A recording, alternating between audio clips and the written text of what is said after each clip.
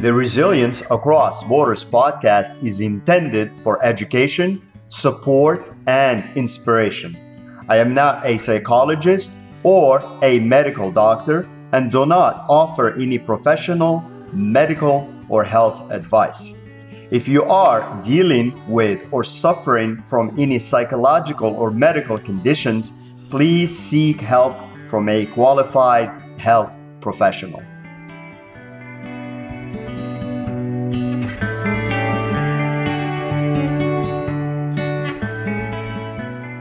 Hello and welcome back to Resilience Across Borders podcast. I'm your host, Rachid Zahidi, and also author of the Emo Gym Journal, which is an abbreviation for Emotional Gym. Most importantly, a guide and workbook to get clear and stay focused on priorities and institute better habits. In today's episode, we will talk about the hidden cost of constant self-improvement. So, in other words, when growth becomes another form of stress. We live in an age where self-improvement is no longer an occasional pursuit. It has become a lifestyle. There are books to read, podcasts to listen to, courses to complete, habits to optimize, morning routines to perfect, and endless advice telling us who we should become next. On the surface, personal growth seems like a positive thing. After all, learning, healing, and improving ourselves can lead to a richer and more fulfilling life. But there is a hidden danger that few people talk about. What happens when self-improvement becomes another source of too much pressure? In other words, not really letting us enjoy life. What happens when the pursuit of growth starts making us feel inadequate, exhausted, or perpetually behind? Ironically, the very thing designed to improve our lives can become another form of stress. So, let's talk about the self-improvement trap. Many people begin their personal growth journey because they want to overcome challenges, achieve goals, or become healthier and happier. But somewhere along the way, growth can turn into an endless checklist. Another book to finish, another habit to track, another skill to learn, another weakness to fix, another productivity system to implement. Instead of feeling empowered, people begin feeling like projects that are never complete. The message becomes, I am not enough yet. This is the danger. And when every moment is focused on becoming someone else, we lose the ability to appreciate who we are today. So, why we feel pressure to improve constantly? Modern culture rewards optimization. Social media showcases people waking up at 5 a.m., running marathons, building businesses, meditating daily, eating perfectly, and somehow maintaining a flawless work-life balance. The result is a subtle belief that we should always be improving. The nervous system interprets this constant comparison as a problem that needs solving. Instead of growth being inspiring, it begins to feel urgent. And urgency creates stress, especially like continuous feeling of that there is urgent things that need to tend to continuously and non-stop. The difference between healthy growth and compulsive growth is healthy growth comes from curiosity. Compulsive growth comes from fear. Healthy growth says, I'd like to improve this area of my life. Compulsive growth says, I must improve this area of my life or I am failing. The behavior may look identical on the outside. The motivation and their need is completely different, and the perspective is completely different. One creates expansion, the other creates anxiety. So let's talk about signs that self-improvement is becoming stressful. You may be turning growth into a burden if you feel guilty when resting. You rarely celebrate progress. You constantly compare yourself to others. You consume more self-help content than you apply. You believe you're always behind. You feel overwhelmed by the number of things you should be doing. If any of these sound familiar, you're not failing, you're experiencing a common side effect of living in a culture obsessed with optimization. So, let's talk about strategies as we like to do here. Number one, shift from, quote, fixing yourself to understanding yourself. Many people approach personal growth as if they are broken. A healthier approach is to become curious about yourself rather than trying to repair yourself. When you understand your patterns, emotions, and behaviors, change becomes more natural. So, for example, instead of saying, "Why am I so lazy?" ask, "What makes it difficult for me to start this particular task?" You may discover that fear, perfectionism, or uncertainty, not laziness, is the real obstacle.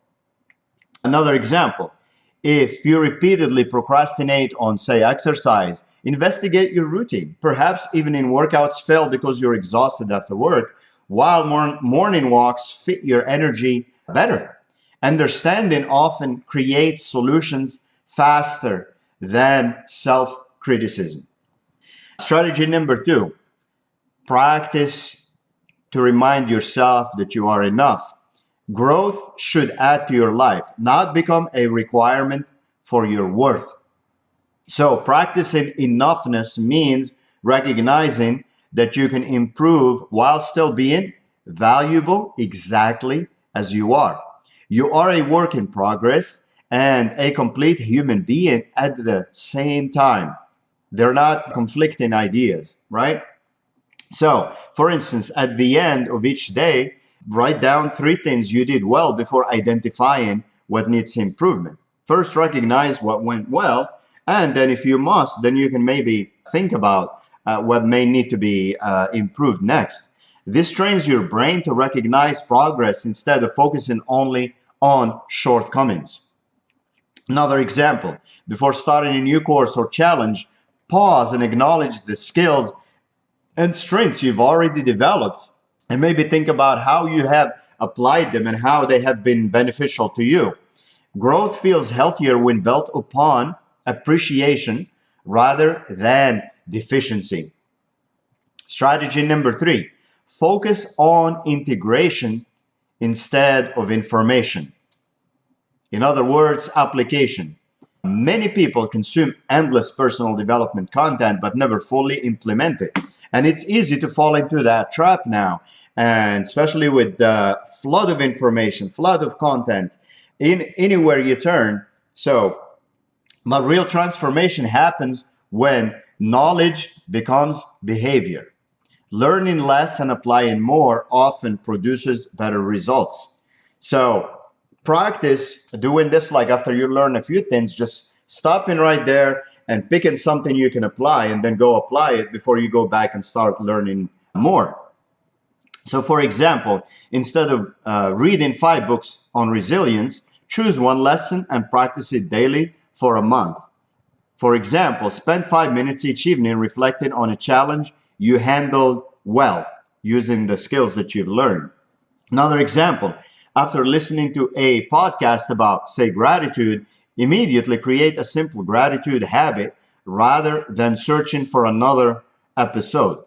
Implementation creates change. Consumption creates the illusion of change, and sometimes in addition to that, it creates overwhelm. Strategy number 4, schedule recovery as intentionally as growth. Athletes understand that muscles grow during recovery, not just during training. The simple principle applies emotionally and mentally. Constant effort without recovery leads to burnout. So, for instance, you can schedule a weekly growth-free evening where you avoid podcasts, courses, productivity apps, and self-help content. You can read fiction, you can watch a movie, or spend time with loved ones or friends instead. Another example is take a monthly personal retreat day with no goals other than rest, reflection, and enjoyment. This allows your mind to absorb lessons you've already learned. That's the other point, is that like if you continuously bombard your brain with an overwhelming amount of information, not much really sticks anyways.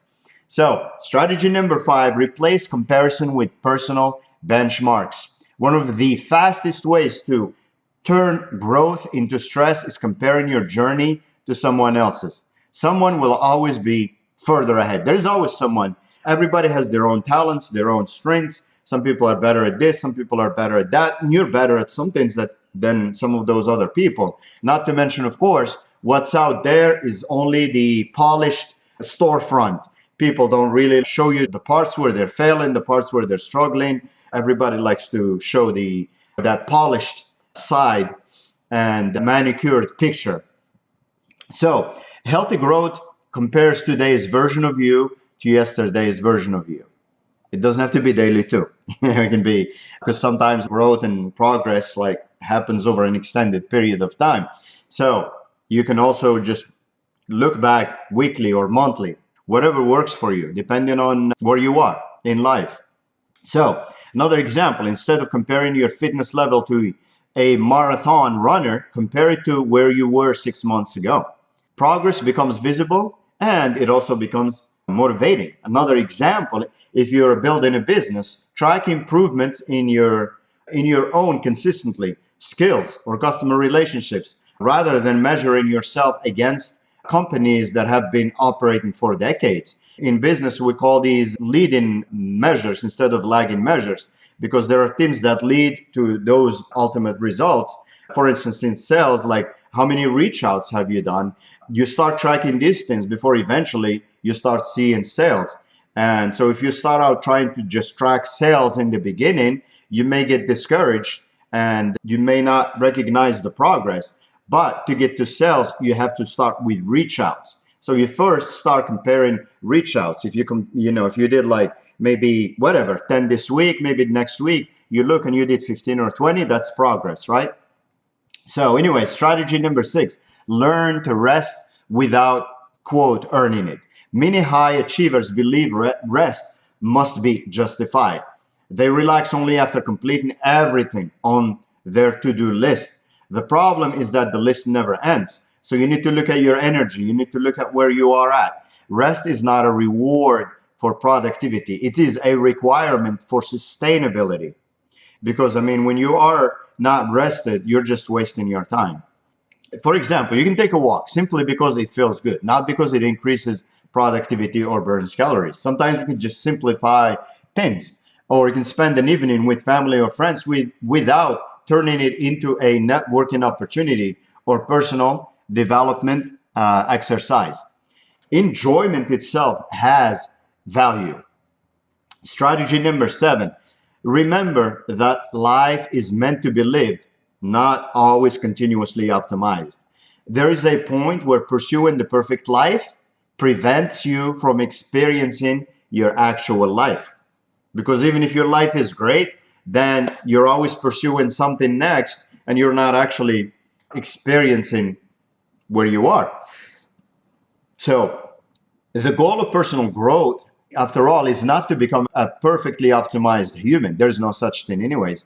The goal is to become more present, resilient, connected, and fulfilled. Growth should support life, not replace it. So for instance, instead of documenting every experience for social media, occasionally leave your phone to the side and fully immerse yourself in the moment. Another example, choose activities that bring joy, even if they don't contribute to a measurable goal. It can be playing music, gardening, painting, dancing, or simply watching a sunset.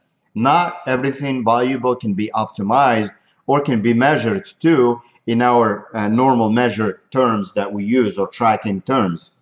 But there is immense benefits in these other activities. Personal growth is one of the most rewarding journeys we can take, but growth becomes unhealthy when it is driven by fear, perfectionism, or the belief that we are never enough. You don't have to improve every area of your life at once. You don't have to maximize every minute of every day. You don't have to earn your worth through constant achievement. The healthiest form of self improvement comes from self acceptance to begin. But because true resilience isn't about endlessly fixing yourself, it's about learning, growing, and evolving while recognizing that your value was never dependent on improvement in the first place. Sometimes the most powerful step forward is giving yourself permission to stop striving for a moment and simply be. So, as always, thank you for tuning into the Resilience Across Borders podcast. Please share the podcast, please review it. Follow the blog at resilience.com. That's the one central place where you can find links to episodes and other materials and resources, including coaching for those who really want to optimize and get guidance on how to become more resilient and make most of life and balance the wheel of life. In other words, so no other areas of life are being neglected. So remember to be kind to yourself and be kind to others and stay resilient.